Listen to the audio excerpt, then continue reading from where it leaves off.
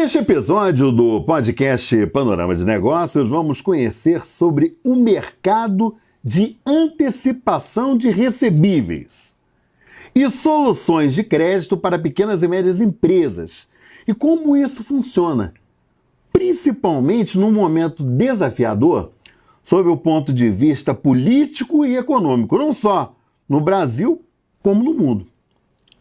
Para falarmos sobre isso e outras questões, eu converso com o CEO da AG Antecipa, empresa especializada em antecipação de recebíveis e soluções de crédito para pequenas e médias empresas, Leonardo Guimarães. Com o apoio da Equal Agência de Marketing Digital e da InfoStúdio Comunicação, profissionalismo, criatividade e parceria, está no ar o podcast Panorama de Negócios. Ô Leonardo, primeiramente eu quero te agradecer de você ter aceito o convite, né, de participar do Panorama de Negócios. Para a gente é um motivo de satisfação muito grande, né, de poder trazer para o público do Panorama de Negócios essas questões tão importantes e que pequenas e médias empresas anseiam tanto, que é a questão do crédito, né, de ter antecipação de recebíveis, até para ter uma circulação de capital, muitas vezes, no modelo de negócio. Então, obrigado, viu, Leonardo? Milton, eu que agradeço, estou muito feliz de estar aqui hoje e te falando uma coisa que a gente está o dia inteiro pensando sobre, claramente, o crédito, mas não somente na ponta credora, que é a gente na sessão, principalmente quando a gente fala das empresas que a gente está atendendo. Hoje a gente não vive o melhor dos cenários em alguns âmbitos, e isso muitas vezes a gente olha para uma empresa que cede crédito como o Secor, como é o melhor momento dela, a gente vai nadar de braçada, que pode ser muito enxergue dessa forma. O ponto negativo disso, Milton, é que a gente tem esse outro lado que, ao mesmo tempo que a gente está tendo mais demanda, e está tendo, é claro que a gente vai ter mais demanda porque tem mais necessidade para investir, tem mais necessidade porque tem mais dificuldade do próprio banco liberar aquele crédito que ele cedia anteriormente.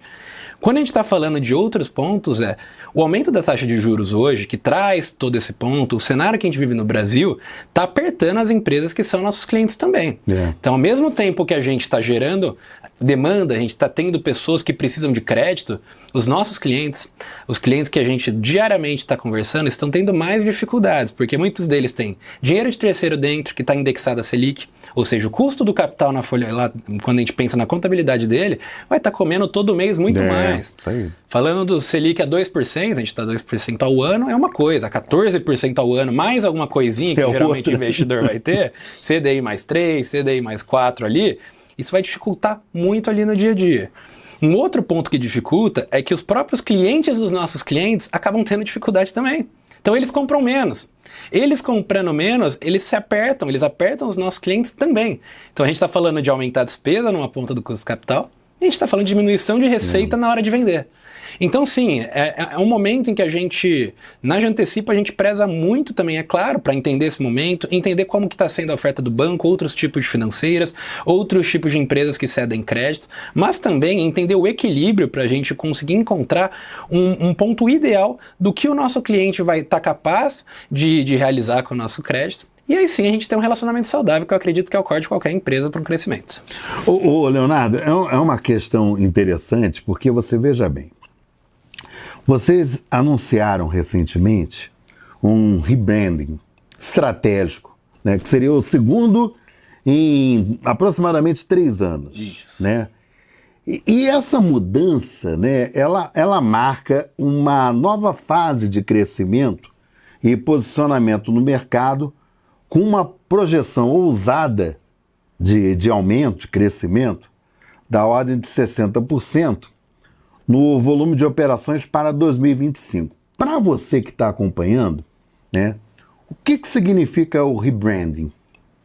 É o processo de ressignificar uma marca, empresa ou produto, envolvendo mudanças em elementos como identidade visual, nome, slogan, embalagem e comunicação, com o objetivo de renovar a percepção do público e adequar a marca a um novo cenário, né? Uma nova estratégia de marketing que busca justamente fortalecer a marca, aumentar a sua relevância e adaptar-se a mudanças no mercado. Falei besteira? Acho que é isso mesmo, né? Exatamente isso. Exatamente isso, Milton. E é ousado, né, isso, né? Eu falo em ousadia, e eu gosto muito dessa palavra, Leonardo, ousadia, porque quando a gente analisa o mercado, né, a gente entende que se você não tiver ousadia, você não vai à frente do empreendimento, né? E eu acho muito interessante, né, essa dinâmica da Antecipa, essa nova fase, né, que é justamente essa, né, de você dinamizar, de você ter ousadia, de você avançar em frente. Então, diante disso, qual a perspectiva de vocês? Eu sei que tem essa perspectiva ousada, 60%. Gente, aí você acha assim, não, esses caras estão sonhando. Não é sonho não, é possível. Se você tiver uma boa estratégia, é possível e é viável, né? Totalmente, totalmente. Eu acho que gostei muito dessa palavra, Milton, ousadia. Que eu acho que eu gosto de traduzir isso muito na G como o tomar risco para inovar. Eu acho que toda vez que a gente está tomando um risco, é óbvio que a gente está tomando, pois acreditamos que isso pode ter um resultado lá na frente, mais do que a gente acredita que não terá esse resultado. O rebranding é exatamente isso. A gente passou por muitos anos, então a AG lá atrás, 2004, a fundação dela foi pelo meu pai e meu tio, eles vieram do mercado de crédito como factoring, cresceram como factoring até eu assumir a empresa em 2022, continuo como sócio do meu tio, e em 2022 a primeira coisa que eu fiz foi justamente a gente trocar esse modelo de negócio. Então a gente estruturou uma securitizadora e a gente fez um primeiro rebranding, e foi a primeira mudança de marca. A gente retirou o nome factoring, ali era AG Factoring, e surgiu a AG Antecipa como nome. Quando a gente traz isso para a realidade, muitas vezes pode parecer uma brincadeira das cores, mudar o logo, mudar o nome, mas a gente estava trajando a nossa empresa. A gente estava trajando a nossa empresa para aí sim, esse novo traje e desbravando as estratégias que estavam vindo por trás. Não adianta nada eu chegar e falar, vou mudar de logo e crescer 60% e não vai mudar nada além do rebranding. Isso não faz sentido. O rebranding, ele muda a marca. A marca não é a identidade visual, a marca é o todo. Então, quando a gente fala de um rebrand, a gente pensa que tem que ter um propósito por trás. Nesses últimos 3 anos, de 2022 até agora, a gente cresceu com essa outra identidade, já como a AG Antecipa, até o momento em que a gente expandiu ainda mais, que foi no final do ano passado, no começo desse ano. Tinha algumas dificuldades no logo ali que a gente precisava adaptar, e a gente não queria ter que fazer um processo de rebranding enquanto a marca estivesse maior e maior. Sim. Então a gente tomou uma decisão em conjunto de realmente transformar o logo em algo que é mais perene, em que a gente imagina. Hoje a gente está falando de perenidade de logo de 4 anos, 5 anos. Antigamente eram 30, 40, as coisas mudaram. Antes a gente via um filme de 3 horas, hoje é um TikTok de 30 segundos, 15 segundos. Então as coisas estão muito mais dinâmicas hoje em dia. Quando a gente chegou nesse rebranding, quando a gente fala de 60% no volume de operações, tem muitas estratégias por trás também. Claro, sem dúvida. A gente está marcando esse rebrand com a estruturação de um fundo de investimentos, onde a gente vai captar, estamos captando, já estamos com alguns investidores, muito mais do que a gente tinha de capital antes com outro modelo. Isso começa atrelando nessa estratégia de expansão. A gente acabou de mudar de sede, então a gente passou de um lugar em que a gente cresceu bastante, mas não cabia mais gente lá, para uma nova sede, porque a gente acredita muito nesse crescimento da empresa e os colaboradores também. Isso que eu falo, ousadia. Ousadia, é isso aí. Risco para inovar. Exatamente. Esse tipo de ousadia, e eu acredito que é exatamente isso, Milton, ele deve vir atrás todas essas estratégias que vão garantir um crescimento. O rebranding marca esse começo. As estratégias acompanham o novo logo para mostrar que a nova AG Antecipa, o novo traje dela, a nova roupagem que a gente está colocando, vem de forma mais robusta, durável e com foco ainda maior nesse crescimento. Num lugar que dá para crescer, com cores novas que expandem mais o nosso portfólio, com a possibilidade de uma arquitetura de marca com novas marcas que estão surgindo nos próximos meses. Então existem mais 2 marcas no mínimo que vão estar surgindo, que são submarcas da AG Antecipa. O que esse novo rebranding traja para trazer. E tudo isso junta numa estratégia de aumento de 60% de operações nesse ano para fechar esse globo. E tudo sob o guarda-chuva da AG Antecipa, né? Tudo sobre o guarda-chuva. Tudo gira em torno da AG Antecipa e antecipações de recebíveis. Então acho que isso é bem importante. O nosso core, o que a gente faz realmente são operações de antecipação de recebíveis. Agora, uma coisa, ô Leonardo, eu vou te chamar de Léo, posso? Por favor. Ô Léo, eu acho assim, ô Léo, se você for parar para pensar, hoje, quando a gente fala em mercado, né, mercado financeiro, é uma operação de risco. Isso Eu falo para você como um jornalista que atua na área econômica. Tá. Por que eu falo isso? Porque hoje, por exemplo, você, sob o ponto de vista financeiro, você tem um desenho totalmente diferente do que se tinha durante muitos anos atrás. E até num passado recente. O que eu estou querendo dizer? Quando você falava, sob o ponto de vista financeiro, de mercado financeiro, você falava em 4 grandes instituições financeiras. Sim. Você falava de Banco do Brasil, você falava de Caixa Econômica, você falava em Bradesco, você falava em Itaú, você falava em Santander. Era isso, né? O mercado antes. E aí o que aconteceu? Né? Com a tecnologia, né, houve a possibilidade, e isso aí de certa forma foi interessante ter ocorrido, por quê? Porque você quebrou o monopólio dessas grandes, tidas como grandes instituições financeiras. E aí surgiram os bancos digitais, né? Surgiram várias outras estratégias de marketing, de crédito, que fez com que mudasse o cenário totalmente descentralizasse financeiro, né, no país. E tanto que, por exemplo, esses grandes bancos passaram a não cobrar mais taxas de determinadas operações, Sim. visto que os outros bancos, os bancos virtuais, por exemplo, estavam ganhando espaço, né, cortando essas taxas. Por que eu estou fazendo apontando esse cenário todo? O início da operação da empresa, você colocou muito bem, era factoring. Eu sei o que é factoring. Mas eu quero que você mesmo explique para quem está acompanhando, né, o que é o factoring. Né? Ainda existe algumas operações e tal, mas a coisa mudou bastante. Existe muito mais do que a gente imagina. Eu vou até chegar nesse ponto em números que há um ano mais ou menos, até menos, 10 meses, eu estava no Congresso Nacional da ANFAC, que é a Associação de Factoring, e eles trouxeram alguns números ali pra gente. Milton, legal, isso é pessoal que nunca viu sobre factoring, acredito que a maioria já viu, mas quem não viu, um primeiro ponto que eu queria trazer é que eu tenho muito carinho por esse modelo. É um modelo que eu lembro de quando eu cresci. É o modelo que meu pai teve Você cresceu nisso, verdade. Cresci nisso, até brinco lá em casa que meu castigo era ficar vendo se o borderô estava assinado, eu tava conferindo ali. E algumas férias passava lá, às vezes quando eu aprontava alguma coisa em algum momento, meu pai mandava isso adolescente. Eu estagiei na Factoring também, na AG, inclusive, ela estava bem pequenininha nessa época, porque foi um momento em que meu pai acelerou em alguns outros negócios dele ali, e a Factoring é um modelo que é crucial em alguns aspectos. Qual que é o ponto dela? Factoring é um modelo que geralmente é criado para você criar essa empresa de Factoring que tem 2 principais operações. Desconto de duplicata, então é justamente aquela antecipação de recebíveis clássica, duplicatas e cheques, então começou como cheques muito ali, então até hoje a gente geralmente não opera cheque diretamente, mas em alguns casos de pagamento, ainda tem, Léo? Tem muita instituição que opera regularmente. É mesmo, né? É até um fato curioso, viu, gente? Que assim, a gente pensa, por exemplo, que muita coisa lá de trás foi apagado, não, ainda continua menos, né? Mas o risco é geralmente maior, tem menos lastro do que uma duplicata emitida em nota naquele formato, mas hoje a gente não opera mais, foi um dos pontos que a gente foi deixando de lado nos últimos anos ali, desde o início da Antecipa. A gente pega essa operação de desconto de duplicata e uma outra que chama fomento à matéria-prima, que é você encontrar uma empresa, ao invés de você descontar a duplicata dela, então trazer valor presente à venda a prazo, ela ainda não tem nota, ela ainda não produziu, porque ela precisa comprar matéria-prima. Então eu vou chegar para essa empresa B aqui, a empresa B, eu compro do seu fornecedor, na hora que eu faço prática, é quase um empréstimo, né? Então você vai comprar, vai ter uns juros até a data da emissão da nota, emitiu a nota, você antecipa aquela nota.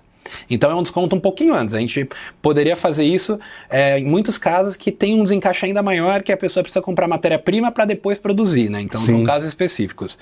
O grande diferença da Factoring de qualquer outro modelo é a maior limitação dela. O único jeito mais fácil e que não atrapalhe muito a contabilidade da empresa, o balanço da empresa, de se aportar capital lá dentro, é aumento de capital social. Então, toda vez que um sócio, e só os sócios podem colocar.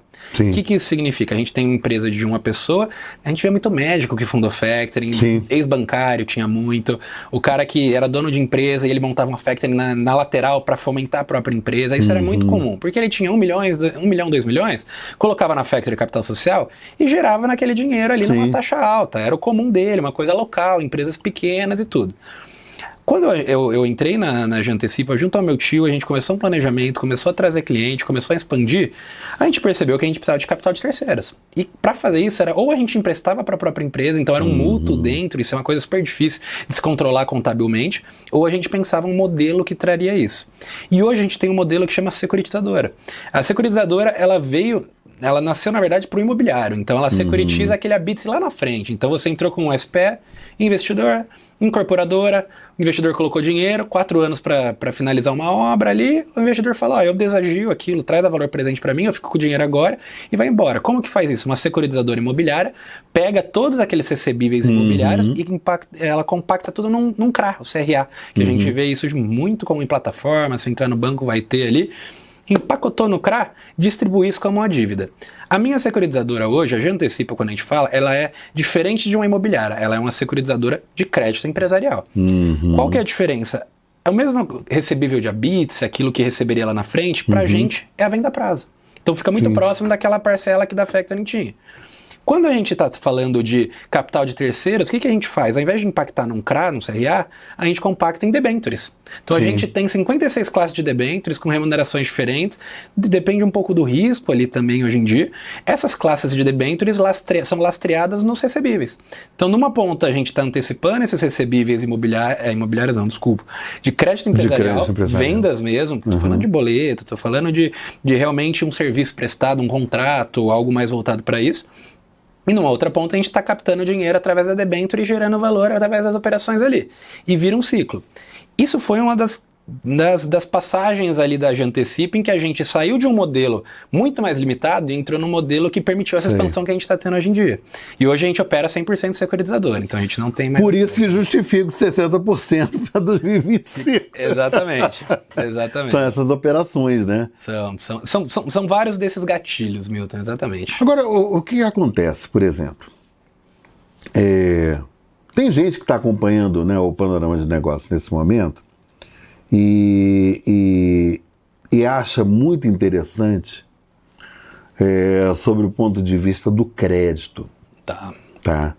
Então, por exemplo, eu tenho uma pequena empresa, eu tenho uma média empresa, ela já está no mercado, 5 anos, mas eu quero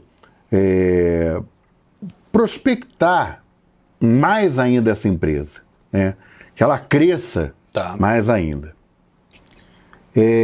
Eu, como empresário, né, que estou com essa empresa há 5 anos, eu tenho um espaço, por exemplo, para recorrer à Jantecipa e de repente, estruturar com vocês a possibilidade de um empréstimo que viabilize, por exemplo, o crescimento da minha empresa, sem comprometer, obviamente, a minha operação, mas poder, por exemplo, pagar esse parceiro, que é a Jantecipa, e continuar na sequência do meu trabalho. Não sei se você entendeu. Entendi. Se operando com a Jantecipa, o caixa continua saudável da empresa, mesmo considerando a questão dos juros. Então, acho que esse é o jeito mais literal, talvez, de falar isso. E é uma ótima pergunta, Milton, porque muitas vezes é a impressão que tem, né? Que é uma empresa que não é banco, vai cobrar uma taxa muito alta, não consigo encaixar isso na minha margem. E o grande ponto tem que entender isso antes. Tem que entender exatamente como entrar nisso, como você vai estruturar aquilo que você está fazendo, qual que é a sua margem hoje em dia, qual que é o valor do seu produto, qual é o prazo que você consegue vender. Você está perdendo vendas considerando que você não está dando outras condições? Então, digamos, tenho uma empresa de 5 anos hoje, quero obter capital. O primeiro ponto para entender com a Jantecipa, a gente trabalha com recebíveis, então a minha empresa só vende à vista. Hoje a gente não trabalha muito com essa operação. Conseguimos ceder capital de giro, sim. Mas a gente geralmente vai ceder um capital de giro muito atrelado com aquele recebível, com os pagamentos deles ali, que são... O recebível acaba virando a nossa garantia ali na nossa operação. Tenho recebíveis 30 dias, 60 dias, 90 dias, 120 dias ali, alguns meses ali pra frente, porque eu só vendo a prazo aqui hoje em dia. Só que eu tô com uma dificuldade hoje em dia, porque eu tô tendo que esperar os 4 meses pra receber e pra produzir de novo. Embutindo a taxa ali dentro, é claro que vai perder um pouco de margem. Qualquer coisa que você gaste dentro da empresa, qualquer empréstimo que você vai tomar, vai ter um mínimo de margem que vai ser comido ali dentro disso. Não tem jeito. Não tem jeito, é o serviço. Se você contratar uma consultoria, vai comer essa margem. Não tem como falar que não. Por outro lado, o grande pensamento que essas empresas, e muitas vezes tem, e é o pensamento dos nossos clientes, se eu esperar 4 meses para isso, eu vou ter muito menos lucro, eu vou conseguir girar muito menos meu produto, eu vou conseguir vender muito menos ao longo do ano, do que se eu conseguir antecipar, mesmo que tenha uma taxa dentro disso, a gente chama de deságio, né, que é aquele fator que desagia da operação. E daí eu consigo gerar minha operação mais vezes nesses 4 meses. Eu consigo produzir 4 vezes, ao invés de ter que esperar aqueles 4 meses disso. E como é que eu consigo garantir que essa margem não vai acabar? Negociação. Negocia com seus fornecedores para pagar de uma forma que fique mais aceitável para você, ou seja, o máximo de prazo com seus fornecedores. Negocia com seus clientes para você conseguir o menos de prazo de pagamento deles. Mas eu quero aqui pagar em várias vezes, sem problemas. O nosso deságio está lá, embute isso nas parcelas que está lá dentro, e no custo zero o nosso cliente consegue repassar a parcela para um cliente dele que muitas vezes prefere pagar uma taxinha a mais simplesmente para poder pagar prazo. Mas olha, eu vou dar uma de advogado do diabo agora. Por favor. Que é o seguinte: num cenário de juros elevados, num cenário de inflação elevada, como é que a gente consegue negociar essa questão de prazos, de valores, dentro de um cenário como esse? É muito mais difícil. Porém, com caixa dentro, acho que é até um ponto importante para falar, hoje o nosso capital cedido não é indexado a Selic. Então é uma opção que a gente tomou, é uma decisão, tem muita empresa que vai aumentando taxa, considerando quando a taxa Selic vai subir, ele vai aumentar 0,5, quando desce vai diminuir. No nosso caso, a gente fecha com o nosso cliente, a gente não tem taxa embutida, a gente não tem TAC dentro daquilo, a gente é realmente bem transparente com ele. Então, considerando isso, primeiramente, o fator que a gente está passando para ele, o deságio que a gente está passando para ele, o diferencial que a gente está passando para ele, não está sendo variável conforme uma taxa Selic de 14%. Então esse é um ponto importante ali dentro disso. Como que ele negocia com o fornecedor? Se a gente não está repassando para ele uma taxa indexada a Selic, ele tendo caixa na mão, ele pode pagar à vista esse fornecedor. Sim. Então a gente vai ter uma possibilidade, porque no fim das contas, cash is king, o dinheiro que ele tiver na mão ali, vai ser o momento que ele vai conseguir repassar isso ali dentro, tanto para o cliente dele, quanto para o fornecedor dele. Então esse pensamento tem muito sentido, ele está muito mais apertado que em outros momentos. Por outro lado, ele está tendo a possibilidade de obter um capital ali que não esteja indexado a Selic naquele momento, para conseguir negociar com os fornecedores deles com dinheiro na mão. E esse aqui é o grande pulo do gato, né? Exatamente. Porque você, na verdade, você acaba oferecendo uma margem, sim, né? Que, tudo bem, não é nada muito grande, porque né, não tem como você se afastar muito da realidade hoje dessa taxa de juros elevada. Mas, de qualquer forma, é aquilo que as pessoas pensam, né? Mesmo que seja 1%, por exemplo, de diferença, é lucro para mim. Sim. Né? Então as pessoas estão vendo muito por esse lado.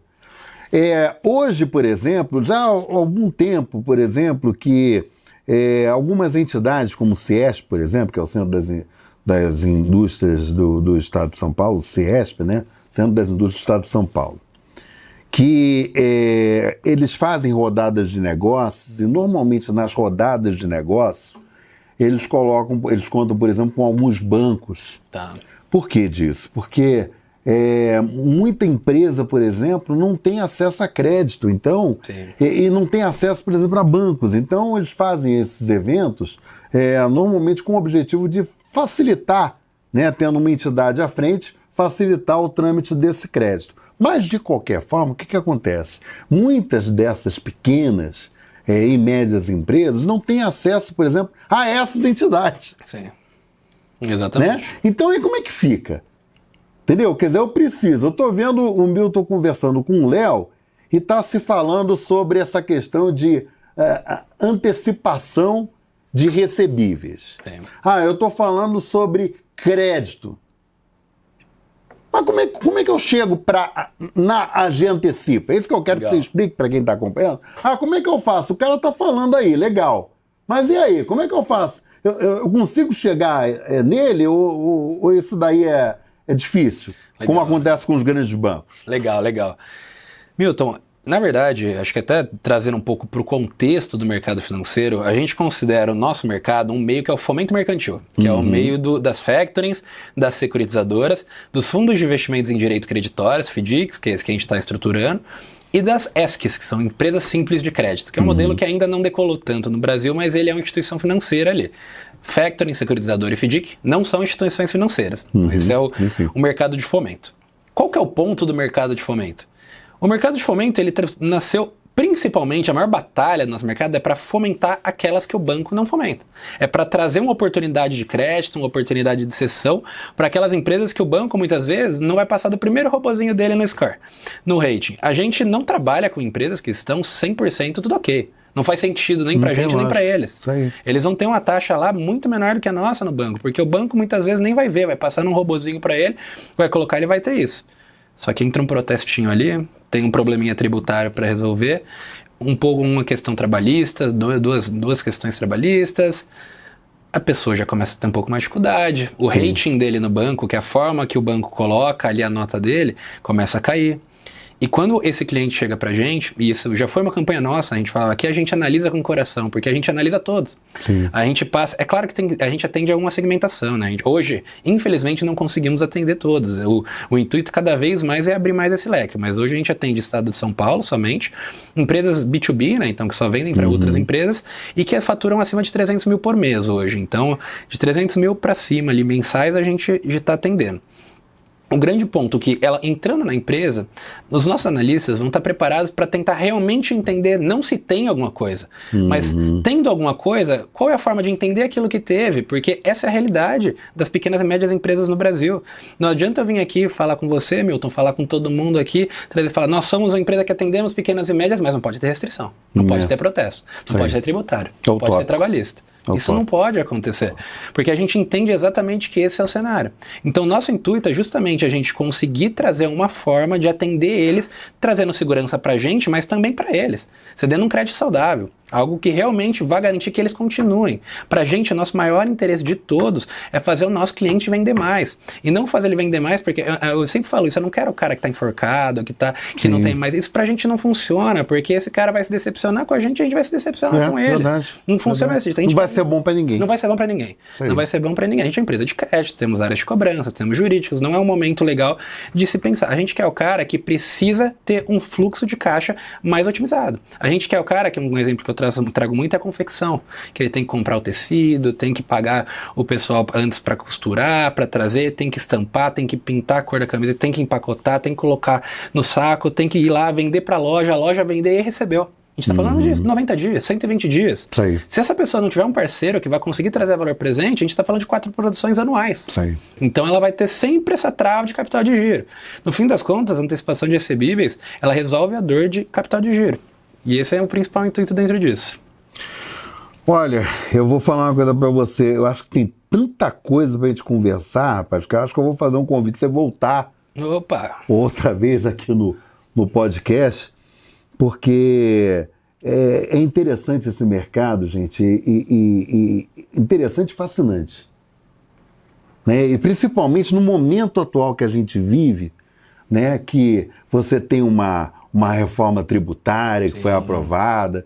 Então, essa reforma tributária, consequentemente, ela muda lá na frente o sistema operacional de várias e várias empresas. Então, é uma questão que está atrelada a outra. E quando você fala, por exemplo, no mercado em si, né, o mercado vai passar por uma mudança muito grande, né? E aí, antes da gente finalizar, Léo, eu queria que você passasse para a gente, por exemplo, hoje você, sob o ponto de vista da operação, tá? Você tem capacidade, por exemplo, para atender hoje quantas empresas? Difícil falar, mas hoje a gente tem, com certeza, no nosso time, sem contratar ninguém, trazendo o que a gente tem lá dentro, minimamente de dobrar a operação. Legal. minimamente dobrar essa operação. Quando a gente fala de dobrar a operação, a gente está falando de realmente conseguir atender eles dentro de todos os nossos SLAs, dentro do tempo de resposta, dentro da excelência que a gente preza lá dentro. É claro que a gente consegue colocar muito mais empresa lá dentro, só que o nosso tempo de resposta vai demorar, e um ponto importante é, o empresário não consegue esperar uma semana para receber o crédito dele quando ele é cliente nosso.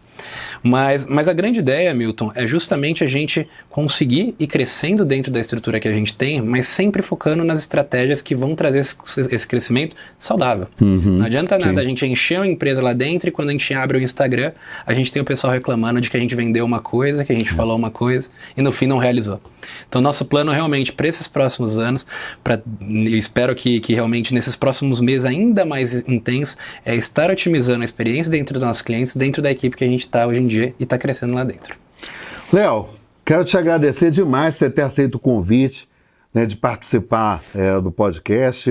Eu tive a oportunidade, o prazer de entrevistar o pai do Léo, né, o Otair Guimarães, uma pessoa assim fantástica, um empresário assim com uma visão de negócio fantástica, né, e eu tive muito orgulho de ter a oportunidade de entrevistá-lo. Na época eu era correspondente do Jornal DCI na região metropolitana de Campinas, e eu vi que você está levando o legado do seu pai. Parabéns aí. Obrigado, pelo trabalho, e espero que a gente tenha a oportunidade de falar sobre outras questões relacionadas à Anger Antecipa, porque pelo planejamento estratégico de vocês vai ter muita novidade aí nos próximos anos. Obrigado, viu, Léo? Obrigado, Milton. E faço o convite também para você conhecer a nossa nova sede, que fica aqui em Campinas, ali perto da Nova Campinas, Chácara da Barra. Vai ser um prazer recebê-lo lá. Muito obrigado, viu, Milton? Legal. Gente, olha, reveja quantas vezes você quiser esse episódio com o Léo, né, o CEO da Anger Antecipa, na nossa página do Panorama de Negócios no YouTube. Mas não esqueça também de acessar a página do Panorama de Negócios, que tem notícias, inclusive tem notícias da Anger Antecipa lá, viu? Sobre esse rebranding, né? Tem lá no Panorama de Negócios, www.panoramadenegócios.com.br. E até o próximo episódio. Conto com a sua audiência, hein? Até lá.